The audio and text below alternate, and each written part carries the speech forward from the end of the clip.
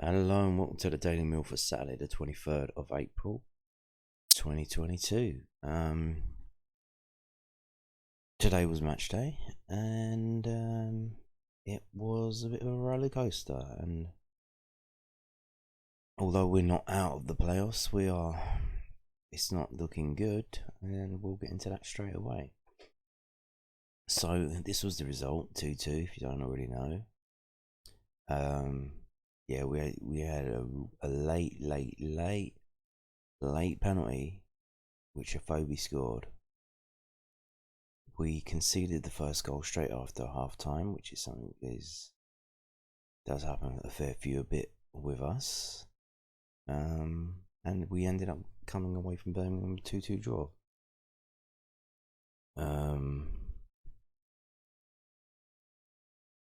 Now Sheffield United actually won. So this is what happened. So after the second half, a bit of a mix-up at the back between Cooper and Hutchinson. Obviously they've been moved around because Malone's been out injured, so Murray Wallace has had to go on the left. And now Hutchinson was playing in the middle, Jake Cooper was playing on the left. Bit of a mix-up. I think Cooper got a shout from Hutchinson to leave it, and then Hutchinson didn't really deal with it. And then Bakuna hits into the net. And we're on the back foot straight away.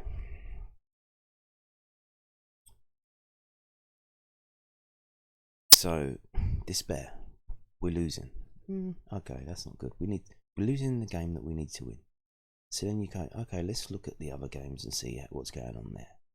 So immediately, I looked at the Sheffield United game. Almost at the exact same time, they've scored. They've gone 1-0 up. So that's even more despair because we need them to lose. We needed them to lose anyway, regardless of our result, because we're chasing them. It wasn't all bad though, because then you look to the Middlesbrough game, which is the other team. They have the game in hand, so okay. What are they doing? Around even at the same time as well. So everything's happened straight after half time. So those half-time team talks must have been absolute fire in these dressing rooms, because all of these players have come out and done stuff after half-time, except for Millwall conceded. But so Middlesbrough scored straight after half-time, 46 with McCree, but thankfully straight away Obafemi, 48 minutes, Swansea City equalised, which is good. So Middlesbrough dropped 2 points, which is good. Coventry, they drew 0-0, which is good. They dropped 2 points, and QPR lost to Stoke, which is not the best, because we needed them to kind of still be in it, so they would be motivated to beat Sheffield United next week. So yeah. So what did that do to the table? Well, here we go.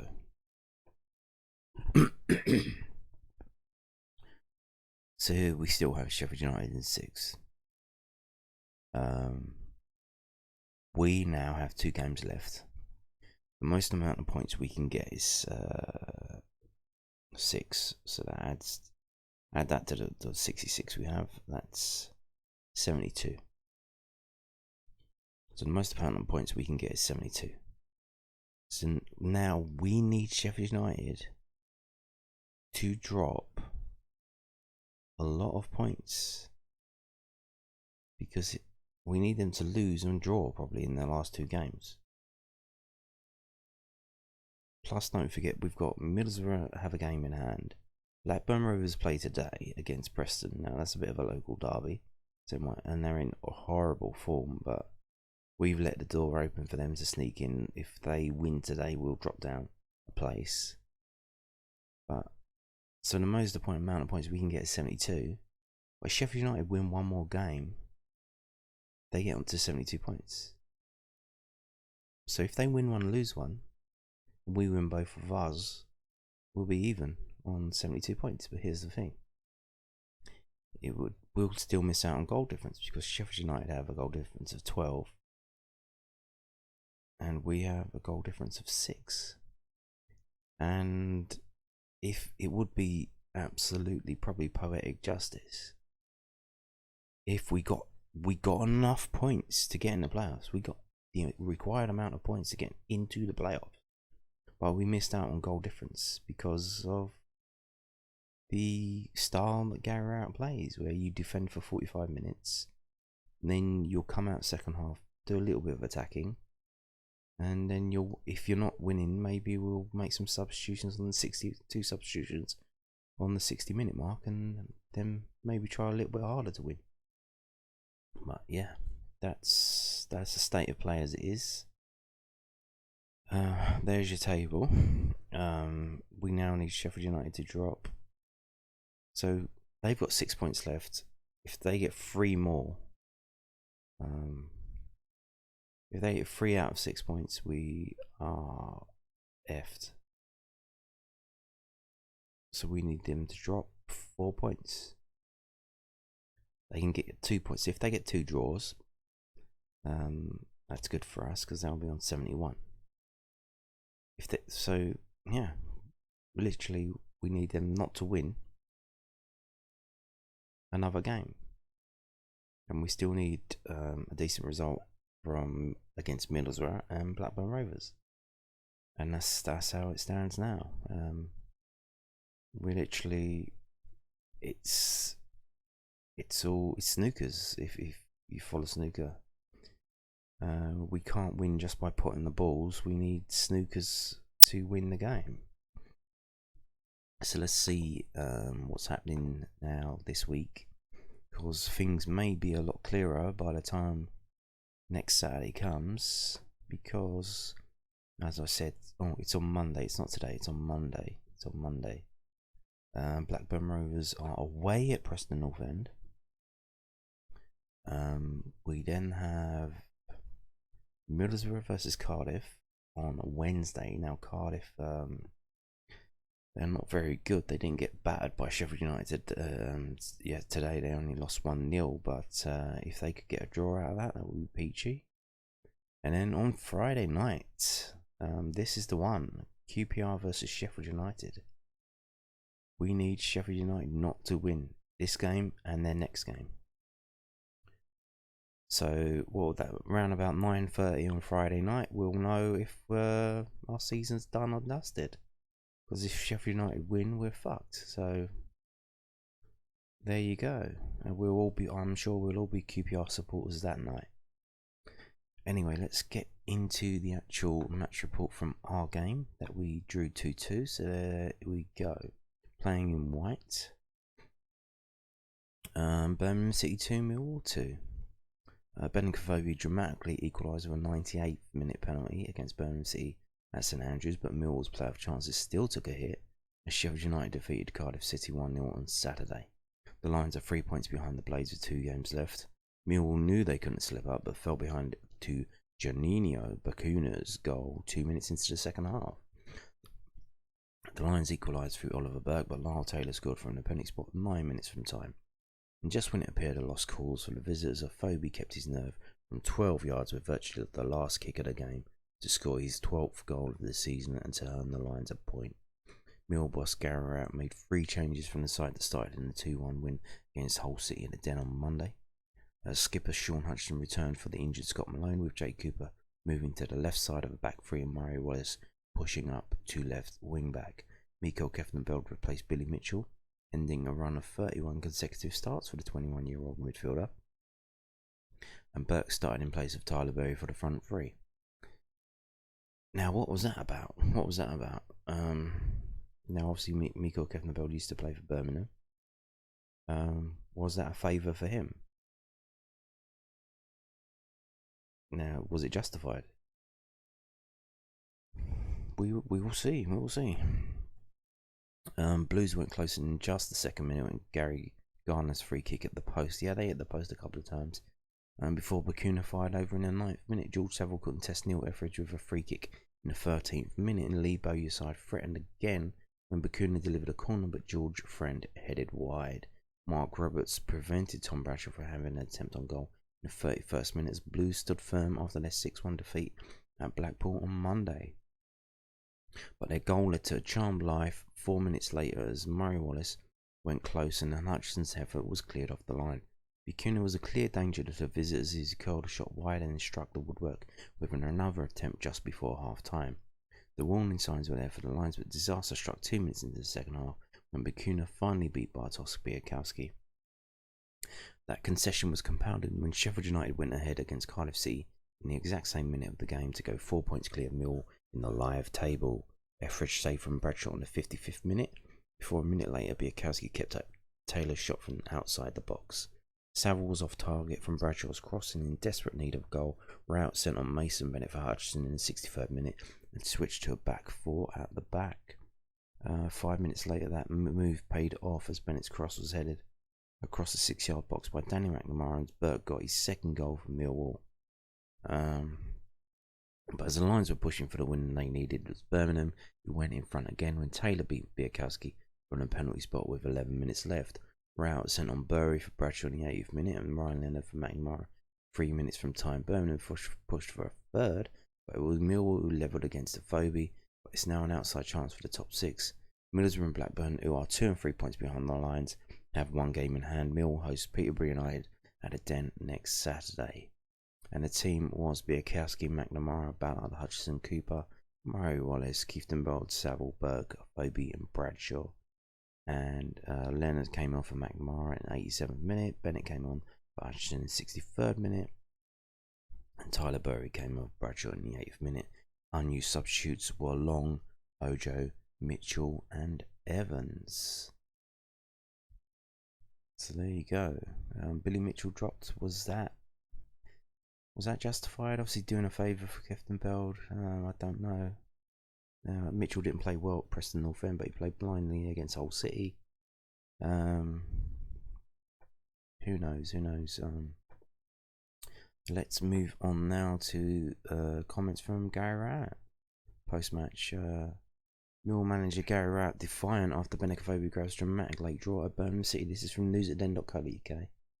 Gary Rowett said Millwall will keep going and fighting after their playoff chances suffered a blow as they could only draw 2-2 at Birmingham City on Saturday to fall from 1 to 3 points off 6. Sheffield United defeated Cardiff 1-0 to go 3 points ahead of the Lions in 6 with 2 games left. Millwall hosts Peterborough United next Saturday. There's a big boxing match this evening, and for the first 45 minutes it felt like a bit of a boxing match. Rowett said it was Birmingham coming out playing very directly. The grass was long and it was very dry. Here we go. So this is what shit teams do. They fuck with the pitches and stuff. Now that's obviously why their home record is not that bad, and their away record is really bad. They conceded 6 at Blackpool. Because Blackpool probably got a pitch that you can play on because they can play football, and Birmingham, being the shit team that they are, grow the grass out long and play games like that. We knew it would be a difficult game because they're going to try and come out and have a reaction for their manager and their team after losing so heavily the last game. The first half was scrappy. We didn't really show enough composure, and when we did, it looked as though balls over the top would get us into good areas with Berkey's pace. We just couldn't quite find the quality to do that. I spoke to them at half time about having more composure. Games like this, you've got to have a little bit of quality on the ball, and a little bit of subtlety. You just can't keep putting things into areas and hoping something happens. You've got to make it happen. We started the second half. We've done it so many times this season. We started in the worst possible way. It's become a bit of a trope. We concede with the first shot of the second half against us. It was dreadful defending from our perspective. We've just got to clear the ball, deal with it, and we get in a real tangle. We go a goal down, and it gives them a little bit of life. And I think you've got to point the finger at Hutchinson there. Now, is that why he was the one who got yanked off? Now, obviously, he's come back from injury, so maybe he's not fully fit there, but maybe moving the pieces around to fit him in, play him in a position that he's not comfortable with, doesn't help. You got to play him where he's better. Would it be better playing Ballard in the middle? I don't know. We score a very good goal, good from Benno. I thought the changes had some impact today. I think we had to, because we had to throw caution to the wind. And then to concede, I don't think either was a penalty personally. I think both were very, very soft, but the referee set the tone early when he booked Sav for a very good tackle in the middle of the pitch. There was so much grabbing at corners to pick 2 penalties out of it. I'm glad he evened it up in the end, because it would have felt unjust if he hadn't have done it. He obviously saw a foul in there, which he did for Taylor's one. It was disappointing to concede the goals the way we did, but we keep going, we keep fighting. We didn't play with enough quality, but we got as many attacking players on the pitch at the end. We've got Coops down the middle. We have Berkey at right wing back, Taylor at left wing back. So I don't think we could have gone for it anymore. We just about got a little bit of a reward, and you know what? That point keeps our season going. I hope at least the fans can see a team fighting and trying to stay in the mix. We got to take care of business on Saturday ourselves. Yeah. The players put the effort in, and we just kind of one individual error that messed it up. It kind of done us, didn't it? And the referee as well didn't help. But it is what it is. So here we go. This is from londonnewsonline.co.uk. The point could be huge. Millwall boss were out on 2-2 draws Birmingham City as he disagreed with both penalty calls. Rowett said, I didn't think the other one was a penalty either. I've seen both of them back, and the amount of pulling and shoving in the box all game. It's not easy for the referee, but it's frustrating on the side. Corners are coming in and people are grabbing people and nothing gets done. Lyle Taylor went down a little bit easy for the first one, and Coops went down a little bit easy for the second one. If you're going to give one, you've got to give the other. None of them were penalties. At that late stage, we needed a lifeline. We threw everything at it. We made too many mistakes in the game. We didn't do enough of the basics well enough at this stage of the season. We were always chasing it, but what we've got is fabulous desire, character, and we ended up with Oliver Burke right wing back, Taylor Bury left wing back, 3 of the forwards on, and Coops up top on his own. Maybe because of that, we deserve something out of the game. Birmingham were better than us in the first half, but we probably shaded it second half in terms of chances. I never say die spirit for Bennett to step up in that moment, to show that type of composure, to take the penalty in that way. To wait for the keeper, it takes a lot of courage, and that point could be huge for us. It's not, well, it keeps us in it, so if we do get into it, yeah, it will be huge, but I mean, it's just, you could say it prolongs the misery. It gives you hope when you shouldn't really have any. But yeah, we are not out of it. We are not out of it. But we need Sheffield United to drop 4 points from there remaining 6 that they have to play for, and we still need Blackburn and Middlesbrough to drop points as well.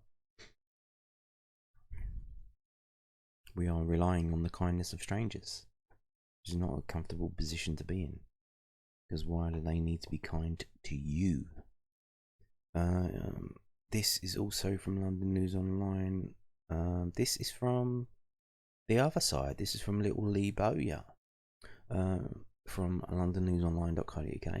It has never been a penalty. Birmingham boss Bauer fuming at Lions a late penalty and complains about the amount of fouls given by the ref. Lee Bowyer was furious with referee Lee Doty for awarding Millwall a last minute penalty that Benicophobe tucked away to make it 2-2. The Blues boss also complained about the amount of fouls the Lions were awarded throughout the match. Bowyer said, I believed we deserved to win the game, but yet again another decision by the officials has cost us more points. It has never been a penalty. Just because someone feels contact and goes to the ground, it doesn't mean it's a foul, and that's what happened. The fella is 6'5" and he goes down the way he did. I'm not blaming him, but the officials have to see through it. I think second half they got a lot more decisions than we did. Then he fell for that one at the end. I don't know why he gave a penalty. We deserved to win the game, but the officials took that away, and I feel for the players because to turn it around from last week to this week, the criticism they took from everybody, then I have to praise the players. From start to finish, we were very good. We competed, and we won a lot of individual battles. We had to stand up and be counted man for man all over the pitch against a very good Millwall side, and that's their strength, and we did that.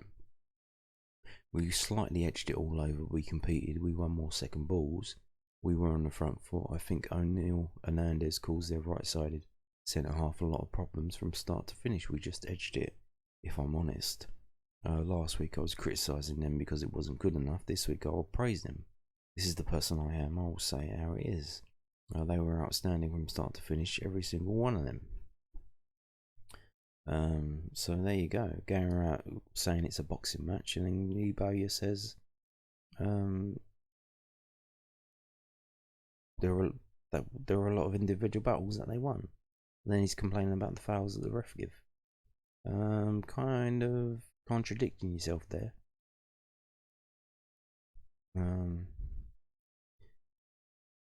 So there you go.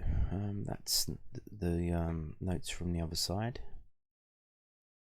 and that's the story of today's game. Now we move on to some other stuff. So this came out just before the kickoff. Mill defender Scott Malone is out for at least 4 weeks for hamstring injury. Scott Malone is set to miss the remainder of the Championship season unless Millwall reach the playoffs. The left wing back came off in Monday's 2-1 win over Hull City with a hamstring injury, and a scan earlier this week revealed that Malone will be out for 4 to 6 weeks. But they just dropped this today. Now, they said earlier in the week that he will be out of the Birmingham game, but they literally waited until like 2:15 before they put this out. Like they're trying to, I don't know, fool anyone. I don't know why they did that. The Championship playoff final is on May 29, which is around the earliest that the former Fulham, Huddersfield and Derby counter defender could be back in action. Malone will miss today's match at Birmingham City. If the Lions win, they can move into the top 6, but they didn't, and they didn't. The most likely scenario is that Murray Wallace will shift to left wing back, with Sean Hutchinson replacing Scott in the middle with back 3. Yes, that is what happened. So that was obviously that news come out before the game. So basically he's done for the season. And then we got this after the game. Gary Rowett gave an injury update on Luke Freeman and Jed Wallace, with the latter still having a chance of featuring next weekend in Mill's home game against a relegated Peterborough. The Lions duo were both absent as the Lions drew 2-2 at Birmingham City this afternoon. Wingback Scott Malone, who came off against Hull on Monday with a hamstring injury, also did not feature. We had revealed earlier this afternoon the left foot was expected to be out for between 4 to 6 weeks. And Rowett said Luke's not played for a long time, and at this stage of the season it's difficult to gamble on players that haven't played much. He's got loads of quality, but you have to go with players that have played games and have impacted games. While Luke would have been great to have on the bench because of the way he can fill different positions at the moment, it's really difficult to do that. We're hoping Jed Wallace may have an outside chance to be fit for Peterborough. So obviously Luke Freeman not injured, just not match fit, and obviously where's he going to go on the bench? Because you would say, well, you can take George Evans' place, but Gary Rowett's not going to drop George Evans. Scotty Malone will definitely be done for pretty much the rest of the season, and we'll try and do everything we can. Hopefully I won't have to put Coops up front again. Well, you did that because he's the tallest player in the squad now, after you bombed out Matt Smith. So I'm surprised it's taken him this long to do it, to be honest with you. I'm surprised it's not more of an option, because when we're losing games and you used to bring Matt Smith on, well, you can't do that now. The only thing you can do is put Cooper up front and just hit it long to him. But this is the first time he's actually done it. So is he learning, or is he just like throwing caution to the wind now that the season's nearly done? Yeah. So we're going to move on to this. This was put out this morning, and typical Millwall backroom stuff. Millwall issued Bournemouth ticket statement. And this was a bit funny. Well, it would be it wouldn't be if you were one of the people involved, but Millwall Football Club apologises. What have they done? What did they do? For a technical error which allowed supporters without the adequate number of loyal points to purchase tickets for the game away to Bournemouth on Saturday the 7th of May. The issue has been resolved, and fans without the required points total at this stage of the selling process have been issued with refunds. As previously communicated here, remaining tickets will go on sale to fans with 670 or more loyalty points from 9:30 AM this coming Monday. So tickets went on sale to people, I think it was 700. So obviously people just go, oh, tickets are on sale. They went on there, tried to buy them. Obviously even knowing or not even knowing what the fuck loyalty points are. Just knowing that they have a membership and or probably a season ticket. So if you're a season ticket holder, you should know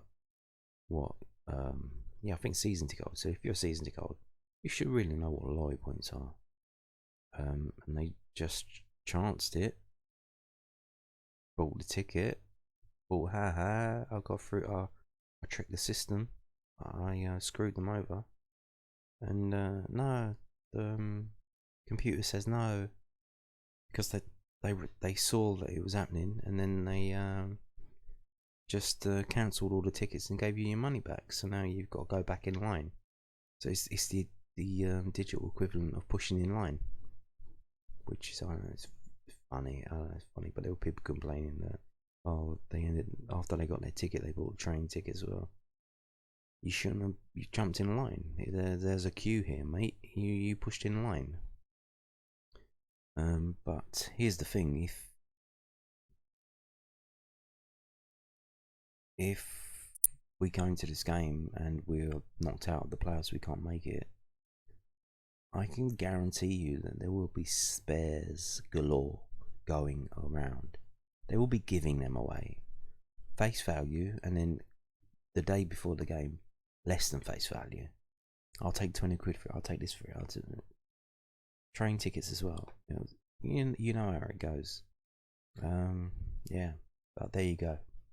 Mill ticket office being the Mill ticket office. And on that note, thank you for watching.